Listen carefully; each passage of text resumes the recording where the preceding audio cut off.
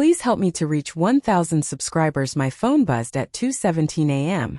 I remember the exact time because I stared at it longer than I should have, half asleep, heart already uneasy for no clear reason. Notifications at that hour never brought anything good. It was a message from my wife. Just married my business partner in Maui. You're pathetic, by the way. For a second I genuinely thought it was a joke. Some kind of twisted prank, maybe a hacked phone. My thumb hovered over the screen waiting for the follow-up. Got you or call me or anything that made sense. Nothing came. Just that one message sitting there like a bullet. I read it again.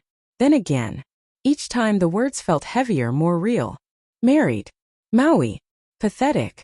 I sat up slowly, the room around me quiet except for the hum of the ceiling fan.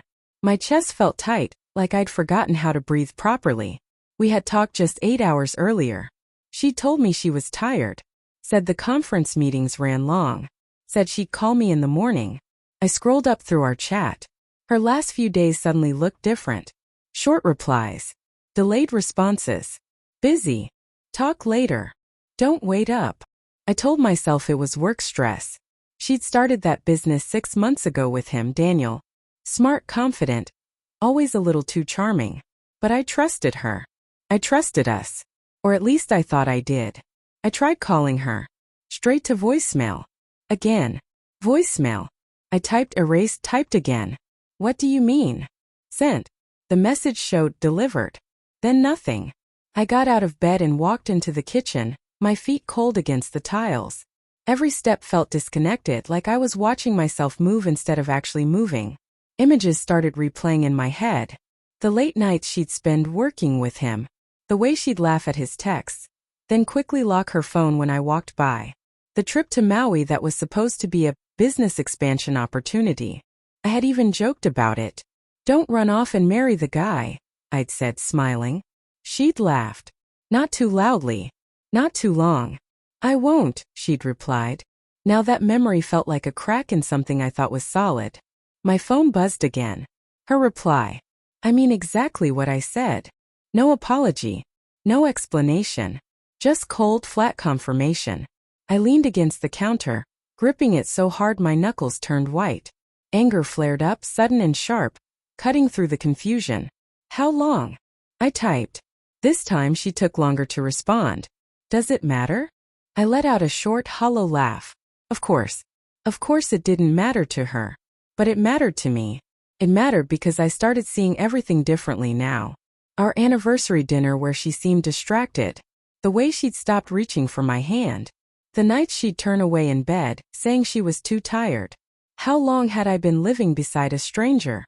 I walked back into the bedroom and sat on the edge of the bed, staring at the indentation where she used to sleep. I deserved to know. I sent. This time her reply came faster. It wasn't planned like that. Just happened. We realized things. About us. About you. About me. There it was. I closed my eyes, exhaling slowly, trying to steady the storm building inside me. What about me? I asked. The typing bubble appeared. Disappeared. Appeared again. You stopped being enough. Those 4 words hit harder than everything else combined. Not the marriage. Not the betrayal. You stopped being enough. I sat there in silence for a long time after that. The kind of silence that feels loud, pressing in from all sides. I thought about the man I had been. The one who stayed late at work to support her dreams. The one who listened to her ideas, encouraged her, believed in her when no one else did.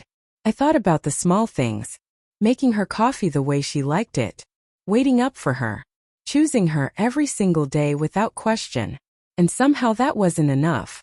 Or maybe it never had anything to do with me at all. My phone felt heavy in my hand as I typed my final message. I didn't overthink it. Didn't try to be clever or cruel. I just told the truth. I hope he's enough. I stared at those words before hitting send. There was no anger in them. No begging. No desperation. Just something quiet. Final. She didn't reply. Hours passed. Morning light crept through the curtains, turning the room from dark to gray to painfully normal. Birds chirped outside, as if the world hadn't just shifted beneath my feet. I got up, made coffee, and sat at the table alone. Everything felt different now. Her mug sat across from me, untouched. I didn't move it. Instead, I let myself feel it all. The anger, the betrayal, the hollow ache where love used to sit so easily. But underneath all of that, there was something else. Clarity. For the first time in months, maybe longer, things made sense. Not in a way that justified her actions, but in a way that freed me from questioning myself. I wasn't not enough. I was just enough for the wrong person. And that realization didn't fix the pain. It didn't erase the memories or the sting of her words. But it gave me something I hadn't had all night. A starting point. I picked up my phone one last time, opened our chat, and read through it from the top. Then I closed it. No dramatic goodbye. No long message. Just silence. Because sometimes the strongest response is knowing when you're done speaking.